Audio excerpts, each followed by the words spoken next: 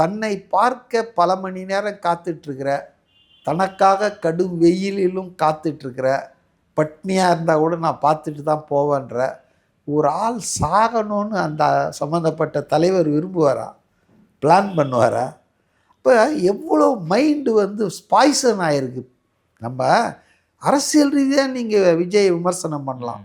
நீங்கள் தமிழ் தேசியமா, திராவிடமா, நீங்கள் எப்படி பெரியார் கொள்கைன்றீங்க, கடவுள் இதையும் ஏற்றுக்கிறீங்க, இதெல்லாம் நீங்கள் பேசுங்க. அவருடைய பொருளாதார கொள்கை, சமூக கொள்கை, சோஷியல் ஜஸ்டிஸு, இதெல்லாம் நீங்கள் விமர்சனம் பண்ணலாம். ஏன்னா ஒன்ஸ் ஒரு ஆள் அரசியலுக்கு வந்துட்டார்னா he should be ready to face all sorts of criticism. அதாவது பர்சனலாக இல்லாத வரைக்கும், ஆக்வர்டாக இல்லாத வரைக்கும், அநாகரிகமாக இல்லாத வரைக்கும் விமர்சனத்துக்கு அப்பாற்பட்டவர்கள் யாரும் கிடையாது பொது வாழ்க்கையில். அதனால் அவரை விமர்சனம் பண்ணுறது தப்புன்னு சொல்ல. ஆனால் இப்போ நீங்கள் சொன்னீங்க பாருங்கள், கொலைகாரன் ஓடி விட்டான். நான் உங்களுக்கு ஒரு உண்மையை சொல்கிறேன். நியோமேட்டின் ஹேர் க்ரோத் லோஷன். இது சாதாரணமான ஹேர் ஆயிலை விட பல மடங்கு வேகமா ஊடுருவி முடி கொட்டுறது, அடர்த்தியின்மை, சிறுவயது வழுக்கை போன்ற பிரச்சனைகளை தடுத்து முடி அடர்த்தியா வளர உதவுது.